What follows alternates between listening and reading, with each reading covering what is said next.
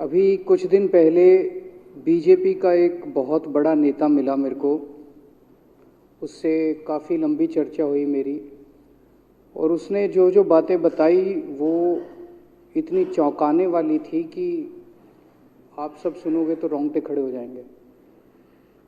उसने मेरे से पूछा कि केजरीवाल जी, आपको क्या लगता है मोदी जी अडानी की इतनी मदद क्यों करते हैं? मैंने कहा दोस्त हैं दोनों, इसीलिए करते हैं। कहते बस इसलिए। कहता मोदी जी ने आज तक किसी के लिए कुछ नहीं करा, अपनी वाइफ के लिए कुछ नहीं करा, अपनी माँ के लिए कुछ नहीं करा, उनके भाई गुजरात में रहते हैं उनके लिए, किसी रिश्तेदार के लिए कुछ नहीं करा,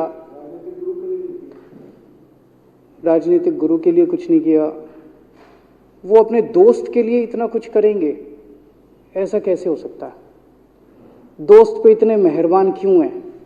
ऐसी भी क्या दोस्ती है? आज के ज़माने में कौन कोई भाई के लिए कुछ नहीं करता, दोस्त के लिए कौन करता है? तो मैंने कहा फिर क्या मामला है? कहते आप खुद सोचो, इतना बड़ा क्राइसिस हुआ, हिंडनबर्ग की रिपोर्ट आई, चारों तरफ थू थू हुई, पूरा क्रैश कर गया अडानी ग्रुप। मोदी जी इतने स्वार्थी आदमी हैं कि अगर केवल मामला दोस्ती तक होता तो 2 मिनट में उसको साइड करते और कहते मेरा कोई लेना देना नहीं इससे। अभी भी उसको बचाने में लगे हुए हैं। कभी एसबीआई को कह रहे हैं इसको पैसे दो, आज अखबार में आया पीएफ वालों को भी बोला इसको पैसे दो। सारी एजेंसी अभी भी उसको पूरी तरह से उसको बचाने में लगे हुए हैं। तो मैं भी अचंभे में रह गया कि मामला तो कुछ अलग ही है। क्यों ऐसा भी क्या दोस्त हो गया कि दोस्त डूब रहा है और फिर भी उसको पूरी तरह से इतना बड़ा पॉलिटिशियन है। पॉलिटिशियन के लिए तो परसेप्शन सबसे इंपॉर्टेंट होती है। कोई आसपास वाला अगर कहीं वो तो आदमी कह देता है यार मेरे से मिलना बंद कर दियो कल से, वो उसको अभी भी बचाने में लगे हुए हैं। और उसने मेरे को बताया कि मैंने कहा फिर मामला क्या है? तो कहता है जी अडानी तो केवल फ्रंट है, अडानी में सारा पैसा मोदी का लगा हुआ है। मैंने कहा ये कैसे हो सकता है? ये नहीं हो सकता। कहते हैं अडानी के अंदर सारा पैसा मोदी जी का लगा हुआ है, अडानी केवल फ्रंट है, अडानी तो केवल मोदी जी का पैसा मैनेज करता है, मैनेजर है। उसको 10%, 15%, 20% इतनी कमीशन मिलती है, बाकी सारा का सारा पैसा मोदी जी का लगा हुआ है। अगर कल को जांच हो गई, जेपीसी बैठ गई, ईडी की जांच हो गई, सीबीआई की जांच हो गई, तो अडानी नहीं डूबेगा, मोदी जी डूबेंगे। जिस दिन अडानी डूबा उस दिन मोदी जी डूबेंगे।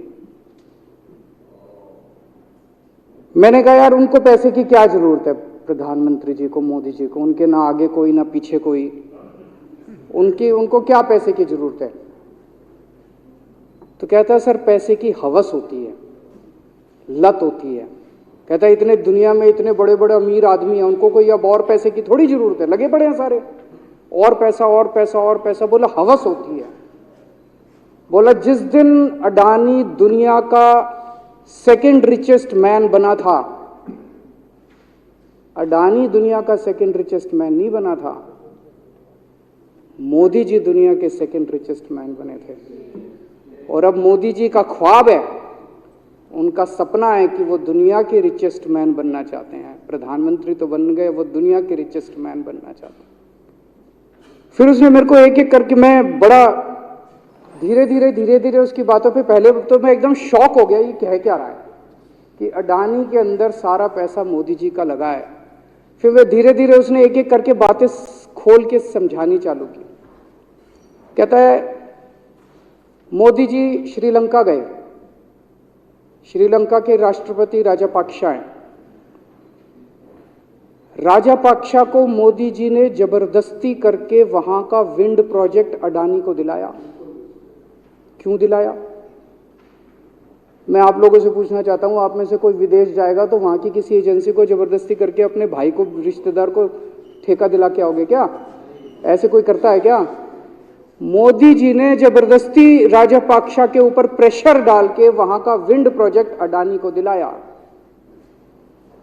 अडानी को नहीं दिलाया, खुद लिया वो प्रोजेक्ट। वो मोदी जी का प्रोजेक्ट है, वो अडानी का प्रोजेक्ट नहीं है। और ये बात कैसे निकली? वहां का जो बिजली बोर्ड है श्रीलंका का, जैसे अपने यहाँ स्टैंडिंग कमेटी है असेंबली की, पार्लियामेंट की स्टैंडिंग कमेटी है, वैसे उनकी भी पार्लियामेंट की स्टैंडिंग कमेटी होती है। तो वहां पे पार्लियामेंट की, श्रीलंका की पार्लियामेंट की स्टैंडिंग कमेटी ने जब उनके बिजली बोर्ड के चेयरमैन को बुलाया और बोले तूने ये प्रोजेक्ट अडानी को क्यों दिया, तो उसने कहा जी राजापाक्षा साहब ने मेरे को बुलाया था, उन्होंने कहा मोदी जी मेरे पे बहुत प्रेशर डाल रहे हैं कि ये प्रोजेक्ट अडानी को दो।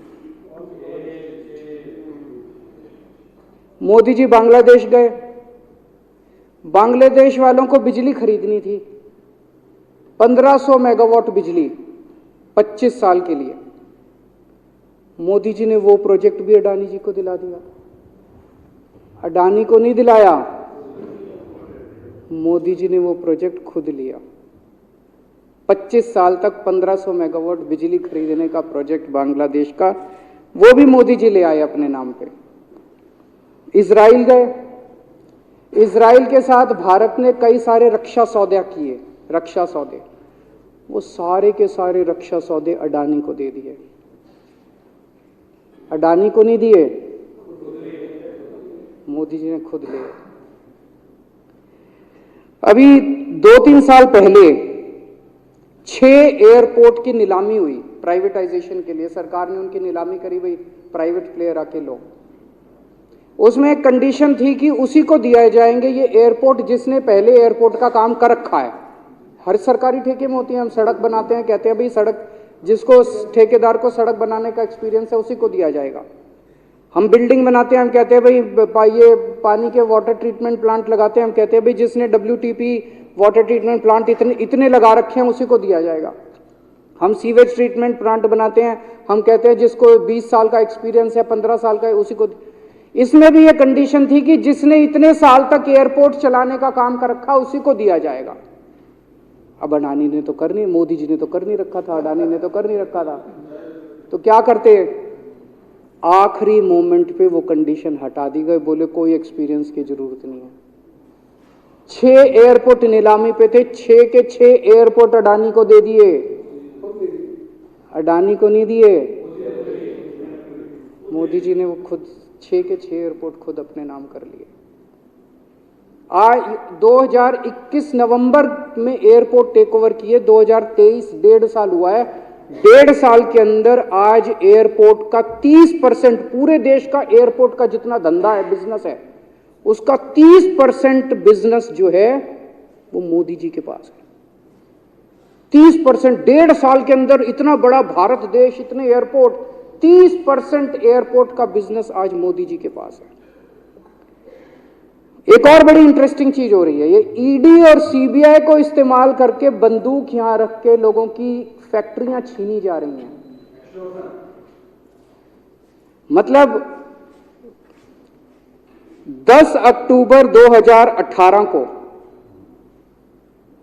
10 अक्टूबर 2018 को कृष्णापट्टनम पोर्ट के ऊपर इनकम टैक्स की रेड हुई और 6 अप्रैल 2020 को 1.5 साल बाद वो पूरा एयरपोर्ट अडानी ने खरीद लिया।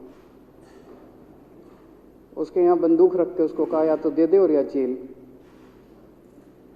तो वो अडानी ने नहीं खरीदा, वो मोदी जी के पास चला गया कृष्णापट्टनम एयरपोर्ट। 10 दिसंबर 2020 को एसीसी और अंबुजा सीमेंट पे रेड हुई और 2 साल बाद 16 अक्टूबर 2022 को दोनों सीमेंट प्लांट मोदी जी के पास चले गए। 2020 जुलाई को मुंबई एयरपोर्ट का मालिक था जीवीके, उसके ऊपर सीबीआई और ईडी की रेड हुई, एफआईआर हुई और 1 महीने बाद मुंबई एयरपोर्ट जो है वो मोदी जी के पास चला गया, अडानी के पास चला गया। तो ईडी और सीबीआई पे रेड कराते हैं, उसको धमकाते हैं फैक्ट्री वाले को, कंपनी वाले को कि या तो जेल जा और या तेरी फैक्ट्री हमको दे दे। ये इधर तो सुनते थे हरियाणा की तरफ ये टुच्ची, इधर इसकी फैक्ट्री भी छीन ली, पंजाब में भी सुनते थे इसकी भी फैक्ट्री छीन ली, इसकी पूरे देश के अंदर ये इतनी गुंडागर्दी मची पड़ी है कि ईडी की रेड करा देते हैं, सीबीआई की रेड करा देते हैं, यहाँ बंदूक रखते हैं और कहते हैं या तो फैक्ट्री दे दे और या जेल जा। ये क्या चल क्या रहा है इस देश के अंदर? इन्होंने अभी थोड़े दिन पहले ऑर्डर निकाला कि सारे जितने पावर प्लांट हैं, जितनी राज्य सरकारें हैं, पंजाब सरकार की, हमारी जो सरकार है, उनके पास भी ऑर्डर आया, सारी सरकारों को जितना उनका कोयले की रिक्वायरमेंट है उसमें से 10% कोयला इंपोर्टेड इस्तेमाल करना पड़ेगा। और इंपोर्ट केवल मोदी जी करते थे, अडानी करता था। तो इसका मतलब आपको 10% अपना कोयला कंपलसरी, जरूरत नहीं है आपको कोयले की, लेकिन 10% कोयला आपको अडानी से खरीदना पड़ेगा। हमारे देश का कोयला 2000 रुपये टन है, इंपोर्टेड कोयला 20,000 रुपये टन है। 10 गुना दाम के ऊपर आपको अडानी से यानी कि मोदी जी से कोयला खरीदना पड़ेगा। इन्होंने सुप्रीम कोर्ट का एक और, जब कोयला घोटाला हुआ था अपने देश के अंदर, तो सुप्रीम कोर्ट ने आदेश दिया था कि अब कोयले की खदानें किसी भी प्राइवेट वाले को नहीं दी जाएंगी, सारी खदानें सरकारें। तो इन्होंने कुछ खदानें राजस्थान सरकार को दे दी, कुछ खदानें छत्तीसगढ़ सरकार को, कुछ खदानें पंजाब सरकार को, सरकारों में बांट दी।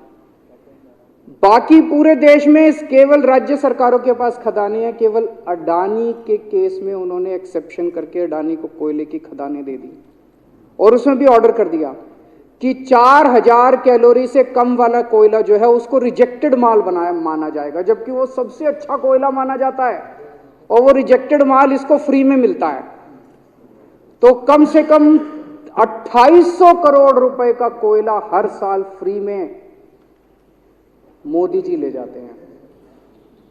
2800 करोड़ रुपए का कोयला हमारी खदानों से हर साल मोदी जी निकाल के ले जाते हैं। 2014 में, अभी जो अतिशी जी ने कहा, 2014 में अडानी जी की यानी कि मोदी जी की जायदाद 50,000 करोड़ की थी। 7 साल बाद इनकी जायदाद हो गई 11.5 लाख करोड़। मोदी जी इतना पैसा लेके कहां जाओगे? 11.5 लाख करोड़ रुपए की जायदाद, 7 साल में इतना लूट लिया अपने देश को। 2014 में 609 नंबर पे थे, अब ये सेकंड रिचेस्ट बन गए, अब रिचेस्ट बनना चाहते हैं। ये तो लेकिन कुदरत है, कुदरत तो बड़ी ताकतवर है। किसने सोचा था एक दिन हिंडनबर्ग रिपोर्ट आएगी और 24 घंटे के अंदर सारा तहस नहस हो जाएगा।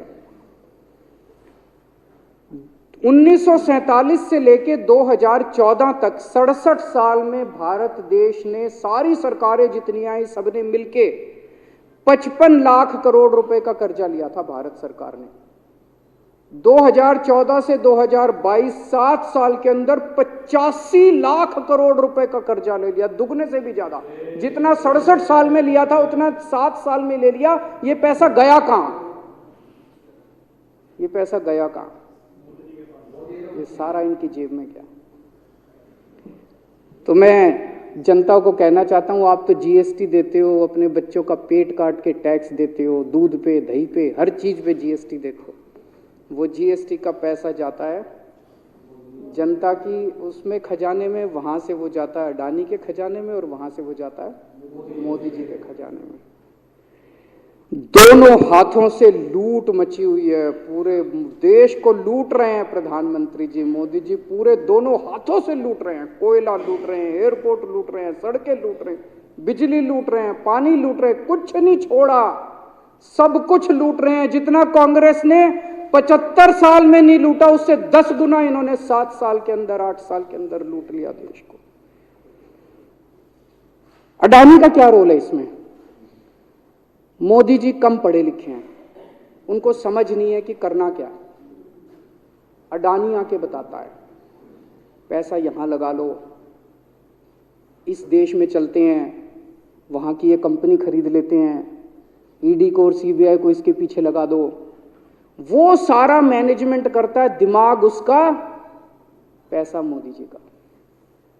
उसके बदले में उसको पता नहीं 10%, 15%, 20% कितनी कमीशन मिलती है, लेकिन दिमाग सारा अडानी का है। और मेरे को ज्यादा चिंता इस बात की है अध्यक्ष महोदय,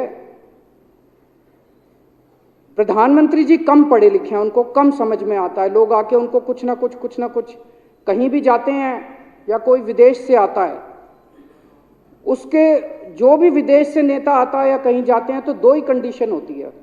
एक तो उसको कहते हैं भाई गले मिल ले, तो फोटो खिंचा ले, गले मिल ले, फोटो खिंचा ले, पार्क में घूम ले, तो वो फोटो खिंचाने के लिए उसको कहा जाता है भाई फोटो खिंचा ले, फोटो खिंचाने के लिए। और दूसरा उसको कहा जाता है भाई अडानी को ये ठेका दे दे, अडानी को ये ठेका दे दे।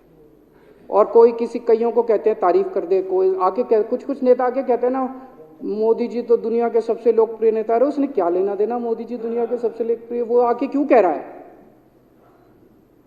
बदले में वो देश, ये जो गोरे हैं ना, बहुत चतुर हैं, बहुत चालाक हैं, ये ऐसे इतने भोले वाले नहीं है कि यहाँ पे आए और कह गए मोदी जी दुनिया के, वो पता नहीं किस किस चीज पे साइन करा के ले जाते हैं, पता ही नहीं चलता बदले में क्या साइन करा के ले जाते हैं। यही हुआ था 17वीं 18वीं सदी के अंदर हमारे देश में। वो ईस्ट इंडिया कंपनी वाले आते थे, उस टाइम के हमारे राजे महाराजे भी ऐसे ही अनपढ़ होते थे, उनको कुछ अकल होती नहीं थी। उनके राज्य, उनके दरबार में आते थे, उनकी तारीफ करते थे, खूब तारीफ करते थे, और पता नहीं किस किस चीज पे साइन करा के ले गए। 100 साल के अंदर पूरा देश अंग्रेजों ने कब्जा कर लिया। वही हाल अब हो रहा अपने देश का कि हमारे कम पढ़े लिखे प्रधानमंत्री हैं, पैसे की हवस है, और मतलब जो भी आता है 2 लाइन उनके उसमें बोल दे, गले मिल ले, पार्क में घूम ले, अडानी को 2 कंपनियों का ठेका दे दे, बदले में पता नहीं देश का क्या क्या बेच दिया इन लोगों ने। बहुत चिंता है हम लोगों को देश की इस वक्त, जिस दौर से देश गुजर रहा है। मुझे लगता है कि आज़ादी के बाद से सबसे भ्रष्ट प्रधानमंत्री अगर कोई हुए हैं जिन्होंने देश को इतना लूटा है, तो वो आज मौजूदा प्रधानमंत्री हैं। और उसके ऊपर कम पढ़े लिखे हैं, उनको कुछ पता नहीं, कोई कुछ भी उनसे साइन करा के ले जाता है, किसी को कुछ पता नहीं चलता। मैं संजीव झा के प्रस्ताव का समर्थन करता हूँ।